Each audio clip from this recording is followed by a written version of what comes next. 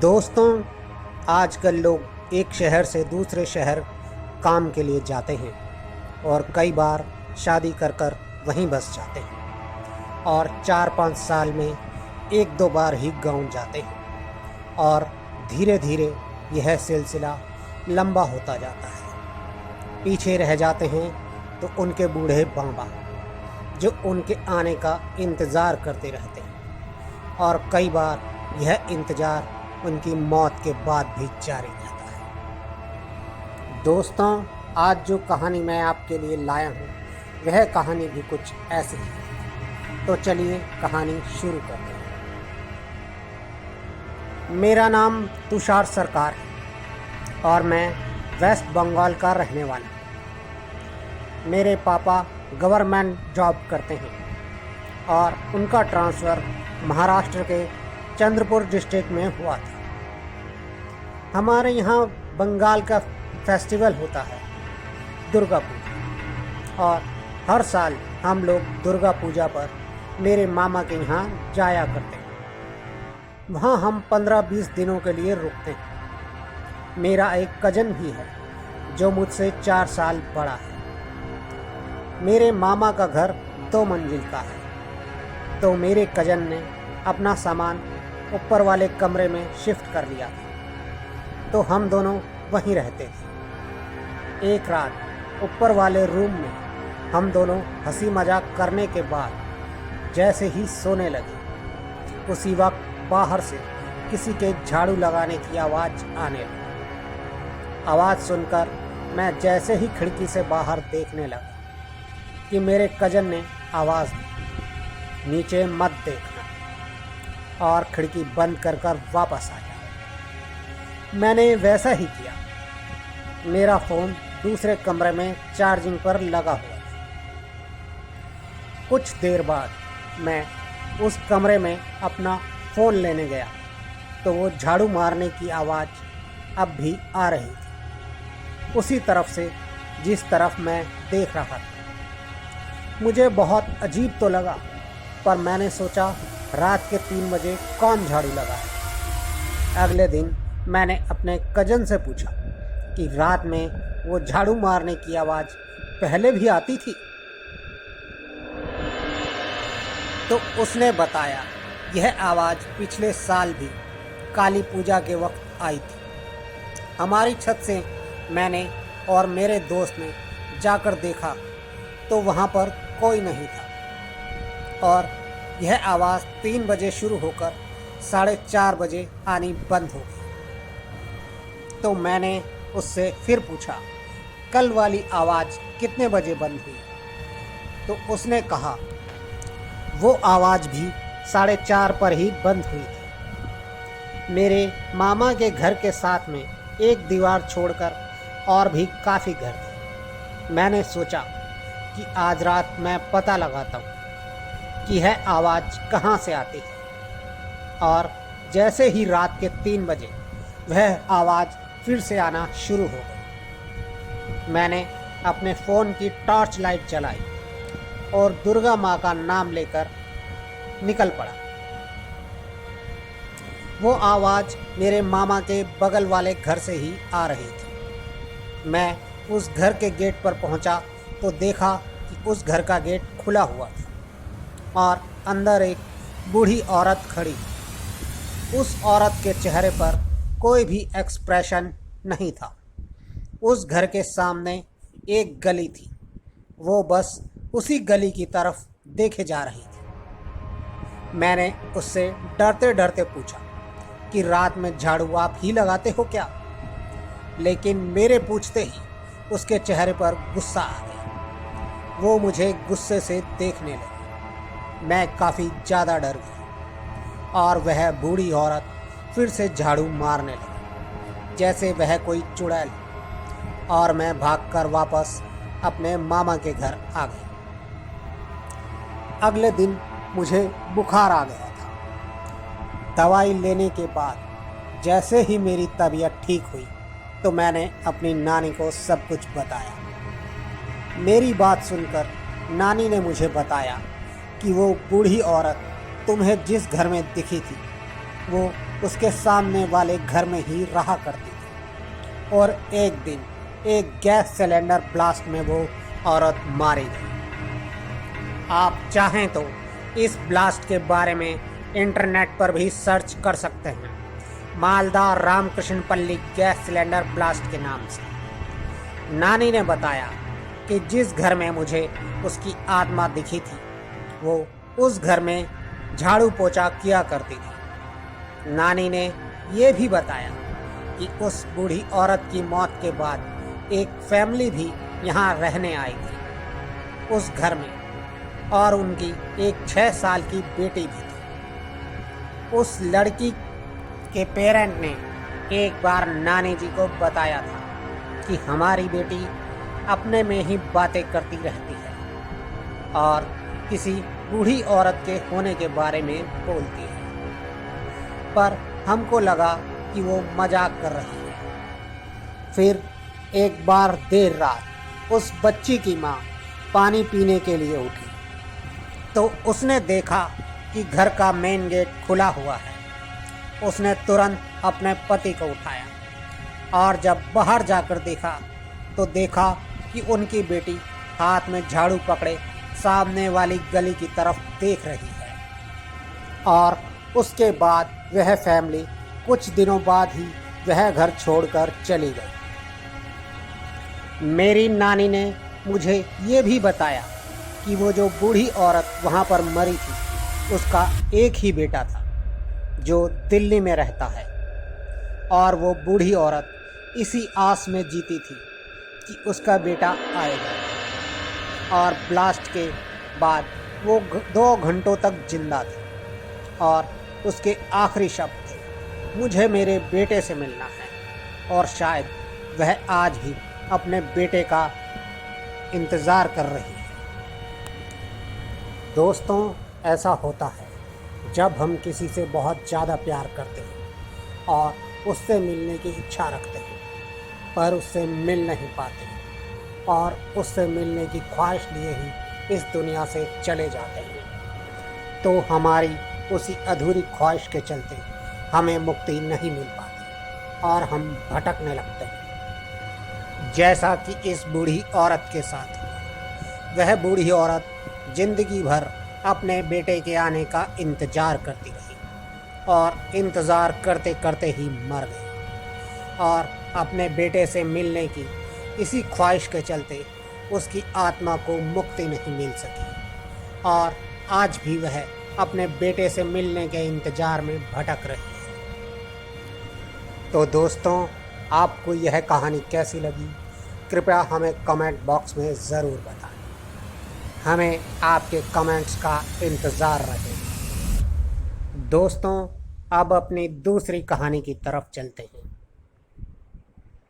मेरा नाम अवधूत जोशी है और मैं चित्तौड़गढ़ राजस्थान का रहने वाला हूँ। आज मैं आपको अपनी एक रियल स्टोरी बताने जा रहा हूँ। यह बात जनवरी 2022 की है जब मेरे 12th के बोर्ड एग्ज़ाम सर पर थे और अगले हफ्ते से ही मेरे प्रैक्टिकल एग्ज़ाम भी थे। इसलिए उन दिनों मैं अपना रिकॉर्ड पूरा करने की होड़ में ही था। एक दिन मेरा एक फ्रेंड करणवीर सिंह जो चित्तौड़गढ़ किले के आबादी वाले इलाके में रहता है, हम दोनों ने डिसाइड किया कि हम नाइट में स्टडी करेंगे और हम अपना बायोलॉजी का रिकॉर्ड भी कंप्लीट करेंगे। वो शनिवार की रात मैं उसके घर जाने के लिए रात के करीब 10 बजे अपनी बुलेट बाइक पर निकल पड़ा। लेकिन जैसे ही मैं किले की चढ़ाई पर पहुंचा, वहां पर एक औरत ने मुझे रोका और मुझे मेवाड़ी भाषा में बोला कि मुझे ऊपर तक छोड़ दे। वो औरत अधेड़ उम्र की थी। मैं मान गया। उस औरत ने बिल्कुल ट्रेडिशनल मेवाड़ी कपड़े पहने हुए थे। उस औरत को लिफ्ट देते वक्त मेरे मन में भूत वगैरह ऐसा कोई भी ख्याल नहीं था, क्योंकि मैं इन बातों पर यकीन नहीं करता था और मैं अखाड़े में जाता हूँ। फिर करीब 2-3 किलोमीटर जाने के बाद मुझे अपनी बाइक भारी सी लगने लगी। जैसे जैसे किले का आखिरी गेट आ रहा था, बाइक और भारी होती जा रही।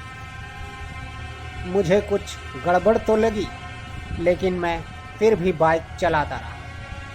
लेकिन कुछ देर बाद ही मेरी बाइक इतनी भारी लगने लगी कि मेरी बुलेट जो 500 सीसी की थी वो भी लोड लेने में प्रॉब्लम कर रही थी। मैंने साइड मिरर थोड़ा एडजस्ट किया कि उसका चेहरा देख सके, लेकिन जब मैंने उसका चेहरा देखा तो मेरे होश उड़ गए। वैसे तो वो बहुत ही गोरी, पर उसके बाल बिल्कुल बिखरे हुए थे, आंखें बिल्कुल काली, और उसने अपनी जीभ बाहर निकाली हुई थी। उसका चेहरा देखते ही मैंने तेज़ी से अपनी बाइक भगाई, क्योंकि लास्ट गेट पर हनुमान जी का एक पुराना मंदिर है जो रात 12 बजे तक खुला रहता है।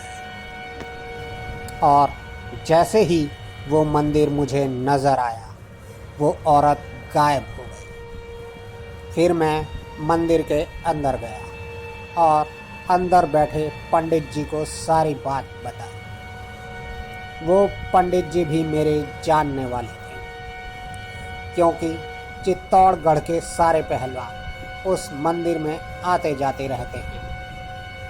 उन्होंने बताया कि वो औरत उन अकेले लोगों को सताती है जो रात में किले की चढ़ाई करते हैं, और अब तुम्हें डरने की कोई ज़रूरत नहीं, क्योंकि वह औरत इस मंदिर को पार नहीं करती। फिर मैंने बालाजी को माथा टेका और पंडित जी को प्रणाम कर अपने दोस्त के घर के लिए निकल पड़ा। और अपने दोस्त के घर पहुंचकर मैंने अपने दोस्त को यह सारी बातें बताई, लेकिन मेरी बात सुनकर मेरा वो दोस्त मेरा मजाक उड़ाने लगा। मेरी बात पर यकीन सिर्फ पंडित जी ने और मेरे घर वालों ने ही किया था। अगले सुबह मैंने देखा कि मेरी बाइक की सीट, जो कि लेदर की थी, वो वहाँ से थोड़ा जल गई थी जहाँ वो औरत बैठी थी। उस दिन के बाद मैंने कभी भी रात में किले पर जाने के बारे में सोचा भी नहीं।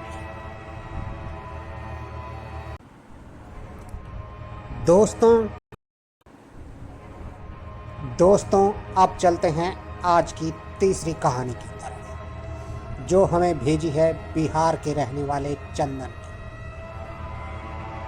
मेरा नाम चंदन कुमार है और मैं बिहार का रहने वाला हूँ। एक बार गर्मियों की छुट्टियों में मेरे मम्मी पापा किसी काम से बाहर गए हुए थे और उस रात मैं घर पर अकेला ही था। इसलिए मैंने अपने कुछ दोस्तों को फ़ोन कर कर अपने घर पर बुला लिया। रात में मेरे घर पर सोने के वो लोग भी तैयार हो गए। शाम को कुछ देर मस्ती करने के बाद हम सब ने डिनर किया और फिर सब लोग एक ही बेड पर सो गए। रात में सोते सोते करीब 12 बजे एक अजीब सी आवाज़ से मेरी आँख खुल गई। मुझे कुछ अजीब सा महसूस हो रहा था। मैंने अपने दोस्तों की तरफ देखा तो वह सब आराम से सो रहे थे। मैंने उन सब लोगों को उठाने की कोशिश भी की, पर उनमें से कोई भी नहीं उठा। तो फिर मैं भी सो गया। सुबह जब मैं उठा तो देखा कि वो सब लोग घर के बाहर ही खड़े थे और वह सब जा रहे थे।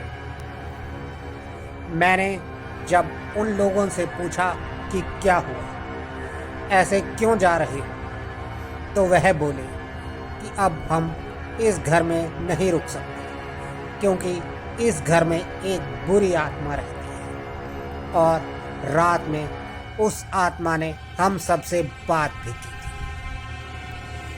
उस आत्मा ने हमें बताया था कि यह घर उसकी कब्र के ऊपर बना हुआ है और इस घर में रहने का हक सिर्फ इस लड़के और इसके परिवार का है। तुम सब लोग यहाँ से चले जाओ, नहीं तो अगली रात तुम में से कोई नहीं बचेगा। उन सब की यह बात सुनकर मैं बहुत ज़्यादा डर गया और फिर मैंने उसी वक्त अपने मम्मी पापा को फ़ोन कर उन सबको यह सारी बात बताई। तो मेरी मम्मी ने कहा कि हम आज शाम तक वापस आ जाएंगे और तब तक तुम अपने दोस्तों के साथ घर के बाहर रहो। शाम को मम्मी पापा के आने के बाद मैंने मम्मी पापा से पूछा भी उस आत्मा के बारे में, लेकिन उन्होंने मुझे कुछ भी नहीं बताया।